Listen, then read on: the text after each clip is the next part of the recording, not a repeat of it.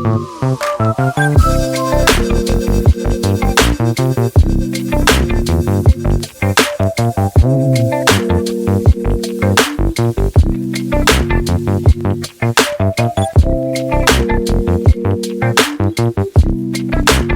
there and welcome to Chugging Along. I'm Tim. And I'm Sam. Okay, so thank you very much for the response on the last video, and if you're new to the channel, then welcome. And if you watched our last video, and if you didn't watch our last video, we were in a village called Tackley, which isn't too far, just outside of Oxford.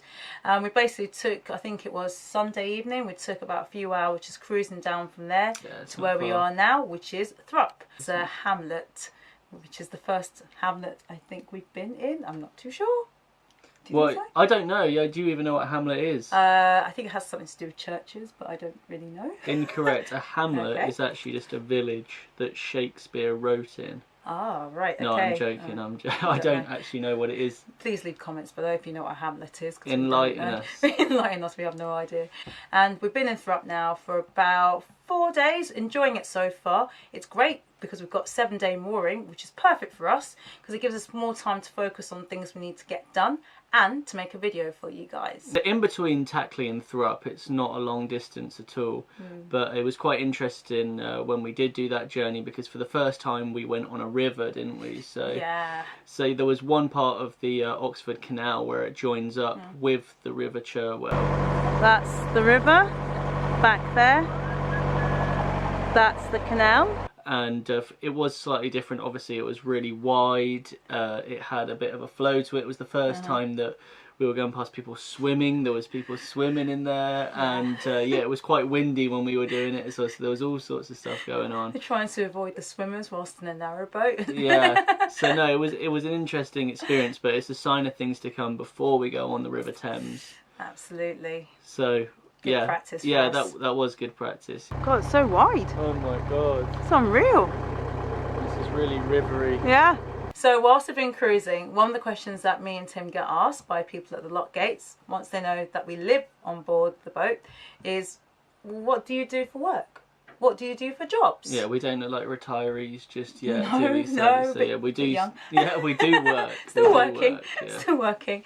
So basically, I just tell them we teach English online, and we do that via a webcam. It's quite easy, actually. We are effectively webcam performers, aren't we? Yeah, that is you know. Apart from the fact that I didn't think that my job would be performing in front of a webcam for Chinese businessmen for a bit of coin. But then again, I didn't think I would be living on a boat either, so yeah, life takes some interesting turns, I guess, doesn't it? So it's quite simple, really, in terms of how we teach English online. And how it works is basically we access an online platform, as do our students. And these are students from all around the world. And then we just deliver our English lessons over a webcam. All the materials are provided for us already, and the lessons are only about 45 minutes. So it's quite easy, actually. So of course these jobs wouldn't be possible at all unless we had internet. So the way that we get internet is a little bit different, and effectively we just put a SIM card into a router. So for us we use quite a lot of internet, so we had to make sure that we had absolutely unlimited 4G, so we could use as much as we wanted for our jobs.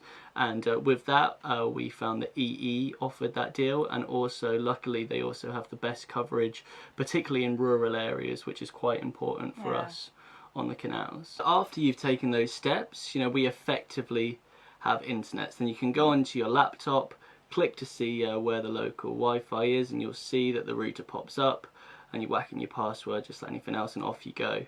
However, there is still a small problem, is that the router is in a steel tube, so that does affect the speed of the internet slightly. So the way that we get around that is plug an antenna into the back of the router, and then at the moment we feed it out of the window and stick it up on the roof with a magnetic pole. So obviously the boat is magnetic, so it sticks up onto the roof, and you know that's not going to move anywhere, is it? No, but it's okay. It works all right at the moment.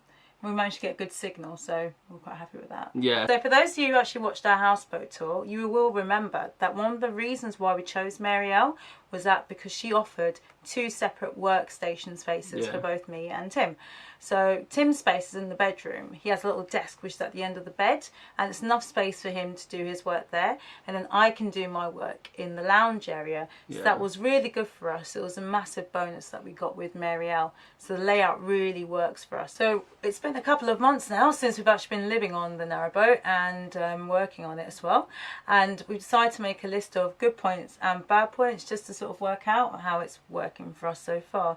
So I think one of the good points that's definitely come out of this is that it's been quite a unique opportunity for us to be on a narrowboat and to be living on a narrowboat and having conversations with other people, students, who are living in other countries. So for me, I've been teaching students who are in Brazil and Japan, China, Angola, and it can be a bit mind-blowing sometimes to be having a conversation with them whilst we're actually moored up at the end of a canal. So that's been quite interesting. No, it is. Yeah, I have the same thing. My students are pretty much exclusively from China, but yeah, it's still that amazing thing where it's sort of there, like in the middle of Shanghai or something, and I'm sort of looking at the window at a cow, like on a canal side and stuff like that. But yeah, like neither of us have ever explained the fact that we're on a boat to the students. I think it's a bit difficult to explain. Yeah, it takes a lot to explain, isn't it? And then but that is the thing when you're teaching students. It's always you got to make it about the student. Of course, absolutely. Selfless job. So.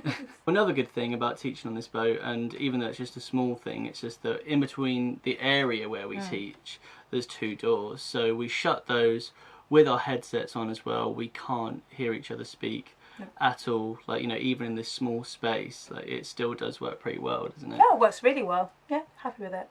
One of the other good things about this job is that we can actually work our schedule around cruising. So when we first started cruising, we made sure we gave ourselves 3 days off in the week so that we had time to cruise.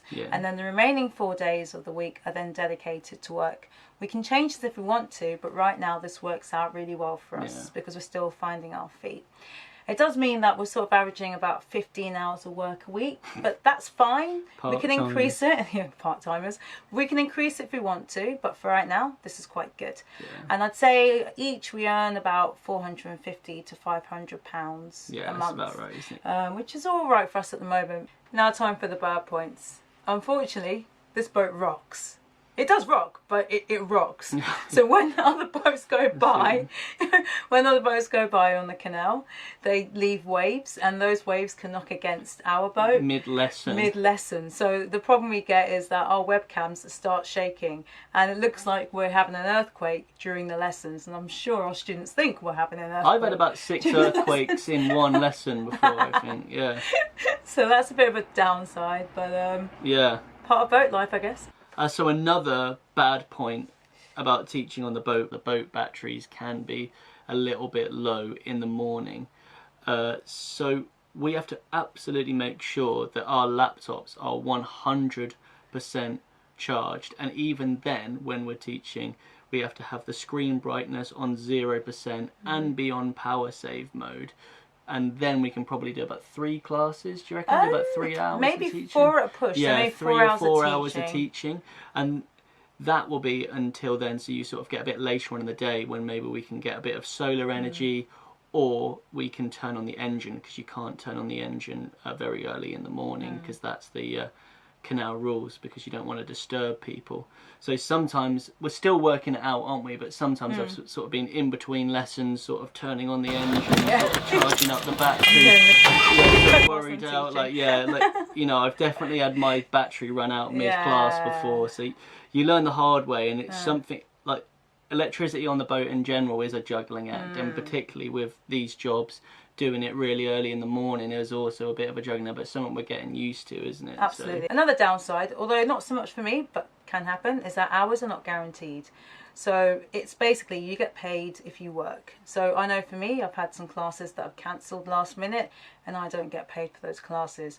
Although for you, it's a bit more different, really, isn't it? Well, yeah, it is. Yeah, like especially my job, it is part of, you know, the gig economy, and sometimes I'll be put down for 6 hours work in a day, but then maybe I'll only get 2 classes, so 2 hour long classes. So you know, I think it is a job that you can do if you don't have many payment commitments, because you're not sure how much money you're going to make in a month, isn't it? So course. That is definitely a downside. Another bad point, which we've touched on before, is that the antenna, we have to put it through our window in order to stick it on top of the boat, which right now isn't very ideal because it means leaving the window open, which is fine if it's sunny and you want a nice gentle breeze, but when the weather starts getting autumnal, not very good. Yeah, it's been getting a bit cold. Affects you more because it's in your area of the boat. Oh isn't yeah, it? I've been sitting down with blankets around me whilst teaching, hoping the students can't see me wrapped up or shivering.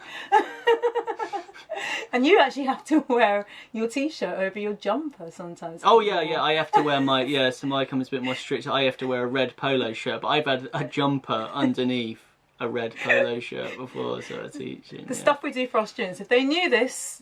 Yeah. they probably like us more. Yeah, true. Those are the good and bad points of us actually working on the boat. Yeah. But overall, I'd say right now, for me, I don't know for you, but the goods are outweighing the negative, really. Well, yeah, it's good that we can work on the boat, isn't it? Absolutely. It's quite good, to be honest with you. So yeah, I'm really happy. I don't know how many jobs there are around in this hamlet, but yeah, so I'm not sure. I think we're very lucky, aren't we? Very, very lucky. Yeah. So, over the next couple of weeks, we're going to be heading down towards Oxford city centre and then eventually making our way onto the Thames. Yeah. So, if you would be interested in keeping up with us on that journey, then subscribe and follow us along that. So, if you have any suggestions for future videos that we can make, then please leave them in the comments below and we'll try and see what we can actually get round to. Yeah. But we hope to see you in the next one. And right, okay, I'm going to do this one, are we? Yeah, okay, alright, so no matter what we do in life, guys, you have to remember to keep chugging!